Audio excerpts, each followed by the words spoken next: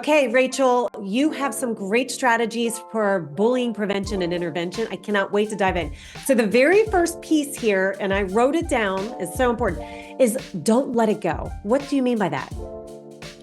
So I want you to imagine that you are just absolutely not going to let it go. You know, the way a dog won't let something go when they're tugging on it, that is the goal, is that you do not let it go. So if a child comes to you and says, I'm being bullied, whether it's your own child or a student, the main part, the foundation in your heart has to be that you're not going to let it go. Even if you don't know what to do, how to navigate it, you don't let it go. That's the very, very first thing. Which is important because a lot of us just hear it or see something and we're not sure, and then Yeah. we do nothing about it. Is that accurate?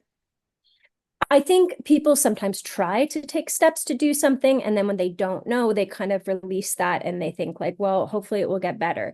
But the thing is, when you say hopefully it will get better, so my own experience was, I did advocate. This was in the 80s, but I did try and go to my teachers. I went to my parents, and they all didn't know how to help me. So they just kind of the kind of like imagery that I had was like, okay, like good luck. I don't know what to do with you, Rachel. So I felt like I was left in this gladiator ring, totally unprotected for the next decade of my life.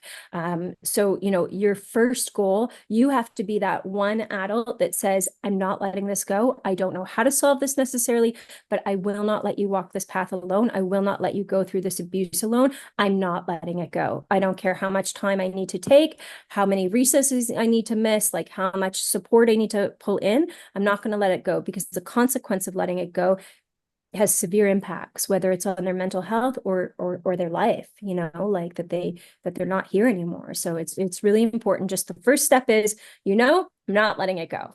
Love it. Okay.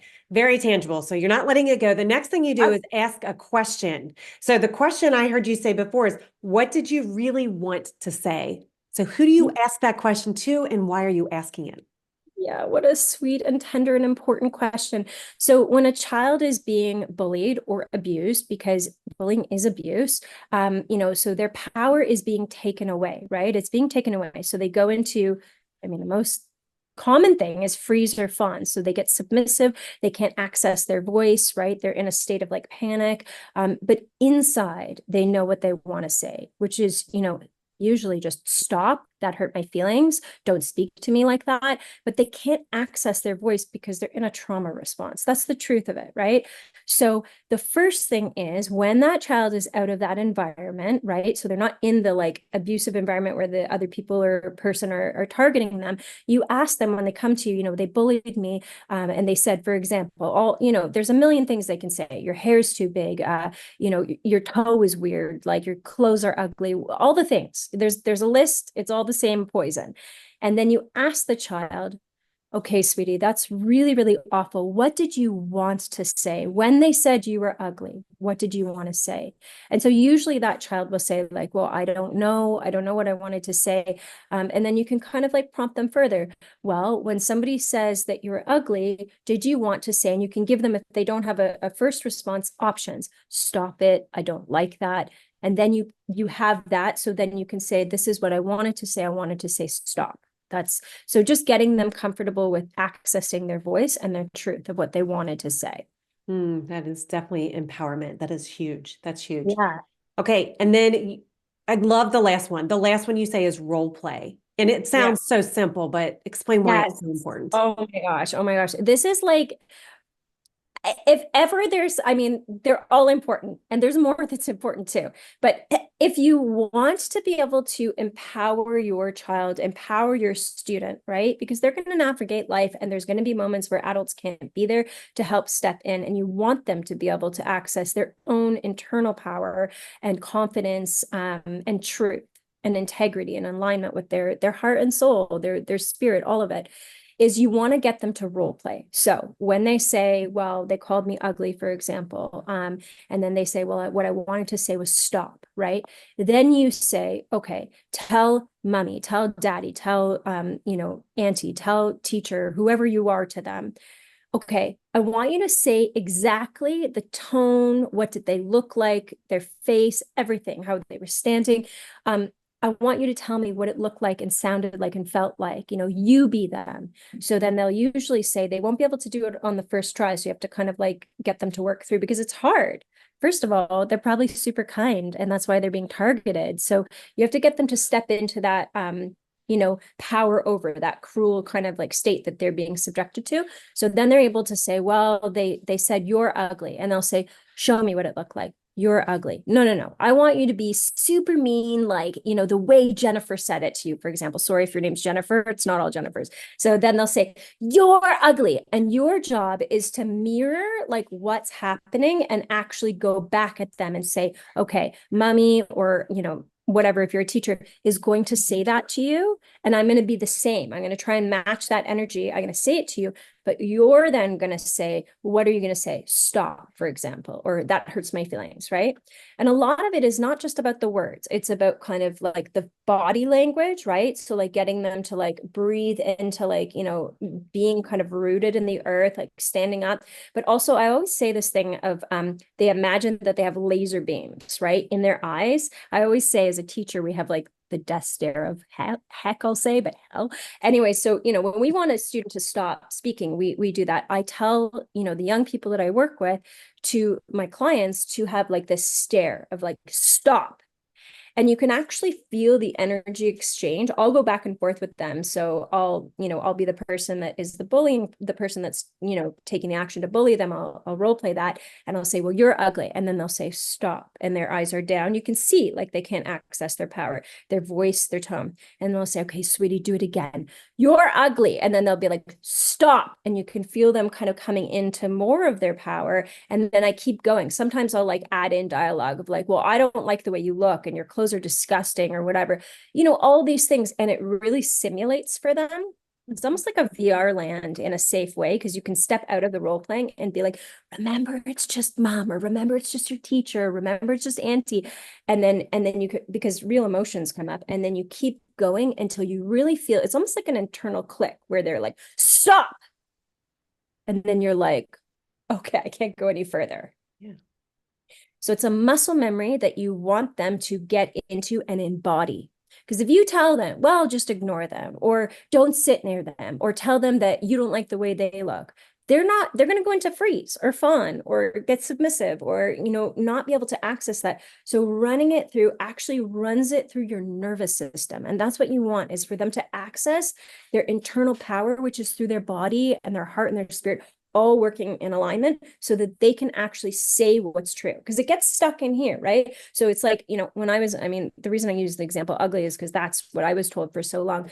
And I knew what I wanted to say is like, stop, like, don't talk to me like that. But I could not access that because it's like stuck. It's almost like a channel that's being stuck and like blocked, right? And your body is doing that because you're trying to be safe, right? So it's the same way an animal would freeze, right? You're freezing to get small, but then you can't actually run through what you need to. So that's why role playing is essential. And to really get into the mode of it, like to like really embody what this person is being abusive and saying in the bullying, and then do it a bunch of times so that this child or this teen or whoever it is, your own adult self, because we still are, adults are just big children, is run that through so that you really feel like you have strength. Wow. Okay.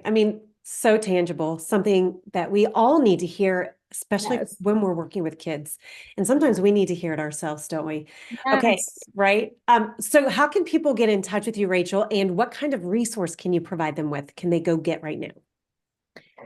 So first of all, I have a TikTok. It's Rachel Weinstock _, and I'm sure you'll link this in all the things. So I won't spell it out for you right now.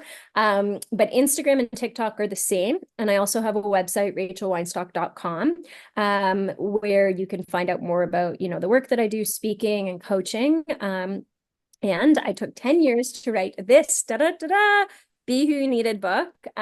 So that's me at 6, wishing for a kinder world in the 80s, back when we made our own costumes. I still make my own costumes.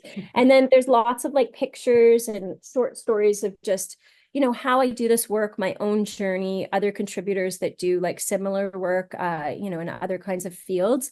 And then I have an amazing bullying prevention advocacy and, resource for when people are actively being bullied, what to do, step-by-step guiding parents and child, and it can be a teen or whoever, what to do in the school system, how to advocate. Every single time this kit has been used, it's a free resource. It has been 100% effective. I mean, I hope it's always effective because it's a step-by-step templated letters on what to do. So first step, ask your child these questions. Second step, write the letter together. And it's an example of letters that I've written with clients that have been like edited and altered, but they have been effective in stopping the abuse of bullying. So then you have this letter and you can just edit it to specifically your child so that there's a paper trail in school and they know that this is serious. Because if you just go and talk to the teacher and you just say, my child's being bullied, teachers have different lenses, right? So maybe they've never experienced bullying. They don't understand how serious the trauma is and how complex the trauma is and long-term that impact is. Or maybe they think, well, I tried, but I'm busy with like all the other kids or whatever. So you need like that paper trail, but then also it also includes, reaching out to a doctor or a mental health professional and giving like an example of a letter. Hey, can you write a letter because my child actually is crying and having anxiety attacks all the time, or has no friends, like is terrified to go to school, is having breakdowns, is self-harming. And then you go to the doctor, not just say, hey, this is what's happening. Can you like help us? You say, here's an example of a letter. And could you write something similar or like inspired by this with my child's particular situation? Because it's a medical professional. And then you can have that also to bring back to the school if they're not taking steps. And then how to go to school administration, right? So there's like step-by-step guides, right? And I'm always here. I do this work one-to-one and I work with families. So I'm always here. People reach out to, I just got a question last night on Instagram, so you can reach out to me. You can book a call to speak with me. It's my biggest mission is to make sure that no child goes through what I went through, and there's no need for it. Like you can actually transform and change your child's life as long as they have the right support and tools. Wow. And you absolutely, so true. Yeah, it's true. Like I really need to just be quiet and let that sit because it really is fascinating. And by the way, if you're listening, we have a whole podcast on this. Go to Thriving Educator and find Rachel Weinstock because we did do this recently. And Rachel, this is exactly what our education leaders, education advocates, parents, everybody who's worked with kids, they see it, but they don't know what to do. And they do know they have to document, but they don't know how to do that properly either or how to get started. So you give them all of that. I love it. That resource, by the way, is it free? Yeah, it's a free resource. I mean, my goodness, we're going to link it in this email too, by the way. So make sure you look for that. Please share it. Like I want this, last time we shared it, people were talking about translating it because there's a couple of people on my team and one of them has a background in psychology as well. And everybody has said they haven't seen something like this. And I created it because when I reflect on my life and, my parents tried, I had really caring parents, but they didn't know what to do. So it's like a step-by-step guide on like really clear, and it's also pretty too, because I like pretty things. I'm a visual artist as well. So it's easy to see and read and navigate. My hope is just to get this out as far and wide, doctors' offices, mental health therapists, just so that people know here's a pathway. Because people don't know what the pathway is. They try and someone says, well, we're working on it, and it never gets fixed. And then that child's in the system severely traumatized and impacted for their life. So we have to do better. And we just sometimes need to know what the pathway is. So from the years of experience that I've been doing this work, that's what I've tried to create as a free resource so that people can have that support as a starting point. Yeah, it's a great resource. Everybody, please go get it. Just click in the email. It's right there. Thank you so much, Rachel. Thank you so much. Thank you.